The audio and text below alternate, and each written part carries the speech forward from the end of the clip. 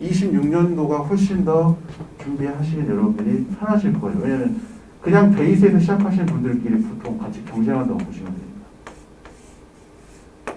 베이스가 없는 분들끼리 경쟁하는 시험이다. 안녕하세요. 여러분 궁금해하실 만한 내용이 이제 전형이죠. 편입 전형. 일단 의학계열도 간단하게 보겠습니다. 의학계열은 현재 전체 267명 정도가 작년 기준으로 중도 탈락을 했어요. 그렇다 보니까 이걸 감안해서 여러분들이 시험 보실 연도는 26학년도죠. 올해 200명 정도를 선발을 했어요. 일반 포함으로 해서 굉장히 많은 수치죠. 이제 의학교열도 계속 인원들이 뭐 평균적으로 늘어나고 있는 수치고 이제 내년 같은 경우에 더 많이 늘어나겠죠. 6학년도부터는. 특별히 이제 의학과에서는 동국대나 가톨릭대나 순천대 같은 곳들이 원래는 미선발을 하다가 올해 첫 선발을 하기 시작했어요. 내년에 아마 연대도 추가로 모집을 한다는 게 공식적으로 발표가 됐기 때문에 내년에 더 많이 늘어날 것으로 예상이 되고 있습니다. 특히 이제 약학과 같은 경우에는 이대가 거의 2배를 뽑아요. 작년에 11명이었는데 올해 지금 이제 시험을 보고 있거든요. 21명. 성명대도 11명에서 12명. 충북대 3명인데 8명. 중앙대도 7명이었는데 12명. 그 덕성여대도 6명이었는데 12명. 그래서 보통 수치가 거의 2배 이상을 지금 뽑고 있거든요. 작년에 비해서. 근데 이것도 아마 내년까지는 계속 이어질 전망이에요. 그래서 총 5군데에서 10군데까지 여러분들이 지원이 가능하기 때문에 의대 편입 경쟁률은 실질적으로 5대1에서 10대1 정도 현재도 지금 접수 중에 있습니다. 정확한 데이터는 10월 정도에 나오겠죠. 그래서 약대 작년에는 144명을 뽑았었는데 올해는 208명을 뽑아요. 굉장히 많은 수치죠. 1.5배 정도 가까이 수치가 올랐는데 이제 내년에도 여러분이 시험 보실 때쯤에는 연세대학교 약대가 추가가 될 것이고 아마도 내년에는 거의 안 보는 대학이 없이 다 볼 것 같아요. 전국의 약대 다 본다고 보시면 돼요. 복수 지원을 감안을 한다고 하면 매 5대1에서 7대1 정도 경쟁률이 예상이 돼요. 작년에도 그랬고 올해도 그렇게 지금 보이고 있습니다. 그럼 5대1에서 7대1 정도면 약대나 의대는 여러분들이 아시겠지만 들어가면 뭐 국시 떨어지는 곳들이 거의 없기 때문에 그냥 약사 의사 되신다고 보시면 되는 거잖아요. 입학과 동시에. 근데 혼자 공부하면 되겠다는 생각을 하시는 분들이 간혹가다 있는데 절대 혼자 공부하면 오래 못해요. 왜냐하면 생물이나 화학이 암기해야 될 것들이 너무 많기 때문에 그 내용을 정확하게 정리하는 게 좀 필요한데 정리가 안 되면 그 시험장에서 올바르게 시험을 볼 수가 없겠죠. 그래서 그런 부분들이 좀 중요하다.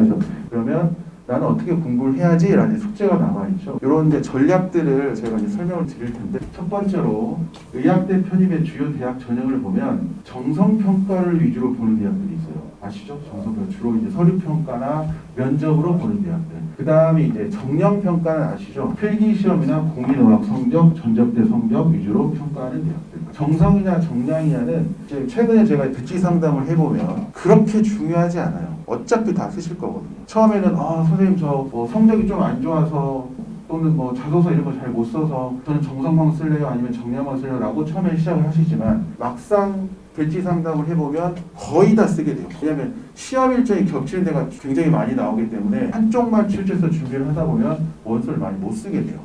그래서 뭐 저희가 한 30군데 시험 보면 보통 10군데 정도는 추천을 드리거든요. 10군데에서 15군데 정도.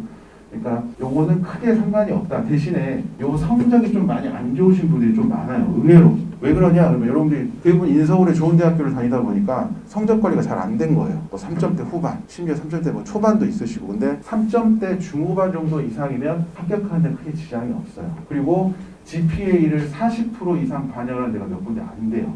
그런 데만 조금 빼시고 나머지는 다 지원이 가능하시다라고 보시면 될 것 같아요. 그래서 의학교육의 필기고사를 보는 대학은 알겠지만 거의 왼쪽에 이제 다 필기고사 보는 대학들이고 안 보는 대학들이 그렇게 많지가 않죠. 그래서 대부분은 필기고사를 보고 있다. 약대도 마찬가지예요. 약대도 필기고사를 보는 대학들이 훨씬 많아요. 물론 이제 서울대나 이대나 쑥대가 이쪽에 포함되어 있지만 서울대는 뽑는 인원이 뭐 1명 정도만 이래요. 성대도 마찬가지. 근데 성대도 한 3~4명도 많이 뽑지 않아요. 그러니까 여기는 진짜 100% 거의 서류예요. 그러니까 내가 원서를 내놓고도 뽑히더라도 왜 뽑혔지? 이렇게 될 수 있는 대학이에요. 그러니까 여기는 여러분들이 그냥 일단은 여러분 손으로 뭐 어떻게 결정할 수 있는 부분이 아니라는 거. 그래서 여러분 손으로 결정할 수 있는 대학들이 그래도 이쪽 이대나 쑥대 이런 데들 여러분 손으로 뭔가 조금 핸들링을 할 수 있는 대학들이에요. 그래서 여기 포함해서 나머지 중앙대나 아주대나 경희대나 뭐 기타 대학들, 여러분 가고 싶어하는 대학들이잖아요. 이 대학들은 전부 다 필기시험을 본다라고 보시면 돼요. 필기시험은 크게 화학, 생물,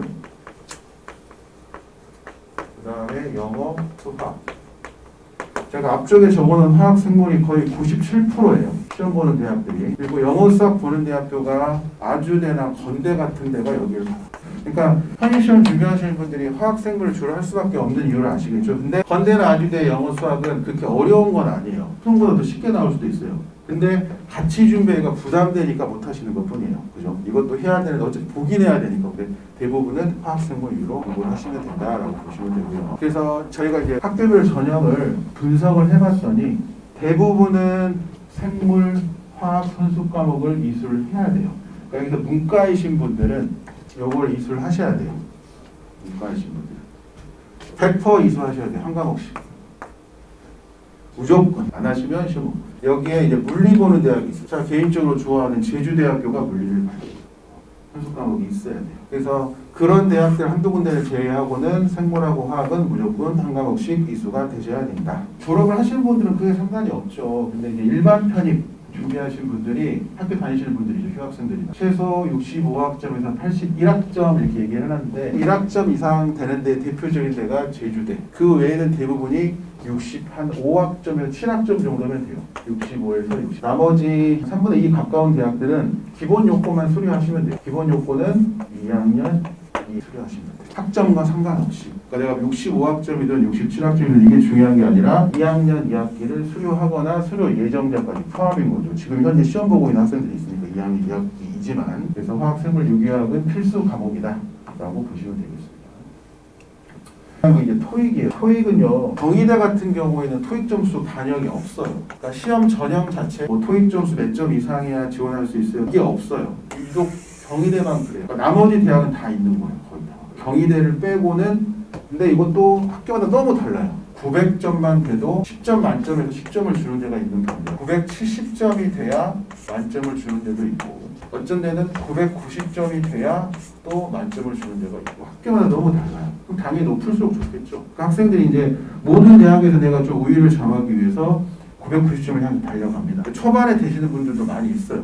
저희 학원에 토익반이 있기 때문에 초반에 되시는 분도 많이 있는데 중후반까지 이제 여기 맴도는 분들이 계세요. 900점, 930점, 970점. 근데 이거는 어느 선까지만 일단 하실 수 있는 데까지 하시면 돼요. 왜냐면 너무 편차가 심하기 때문에 계속 이걸 끌고 가라고 할 수도 없고 그 다음에 어느 순까지는 가서 멈춰야 돼요. 970인데 화학생물 공부 안 하고 계속 토익만 할 수는 없잖아요. 화학생물 봐야 되는데. 그래서 요거는 어떻게 하신다? 개별적으로 좀 컨설팅을 받으면서 하시면 돼요. 그 다음에 GPA는 100점 만점으로 환산했을 때 한 87점 정도 돼야 유리하다 그랬는데 최소예요. 최소 한 3.7 정도? 근데 그거보다 낮으면 아까 말씀드렸던 GPA 점수가 40 반영하는 데들이 몇 군데가 있어요. 충남대, 국공립대에서 그런 데만 좀 지양하시면 돼요. 나머지는 쓰셔도 됩니다. 내가 성적이 너무 안 좋으면 지양하시면 돼요. 몇 군데만. 나머지는 다 쓰셔도 돼요. 근데 작년에 의대랑 약대를 동시에 붙은 우리 그 학생이 지금 튜터링을 하고 있거든요. 근데 그 친구 말로는 뭐 토익 점수나 GPA 점수가 물론 전혀 반영이 안 되는 건 아니지만 실제로 그러니까 객관적으로는 서로를 반영한다고 하지만 실제로는 반영이 더 낮대요.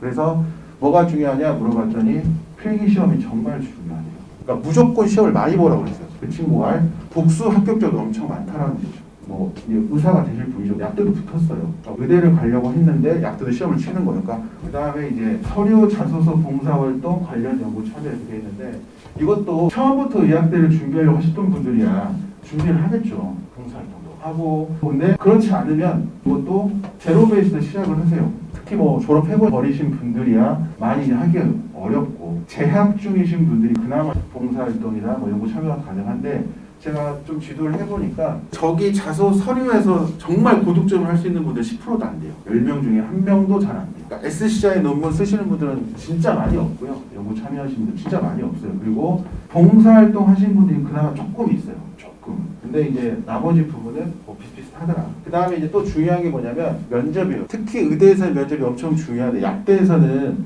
면접 어떻게 봤어요? 라고 합격생들이 물어보면 그냥 기본적인 소양을 많이 물어본대요. 우리 학교에 와서 잘 적응할 수 있을까 정도. 물론 전공도 물어보기도 하고 인성도 물어보기도 합니다. 근데 아주 기본적인 것만 쉽게 얘기하면 우리 학교에 와서 얘가 딴짓 안 하고 학교 잘 다닐겠지? 라는 정도 확인하는 정도.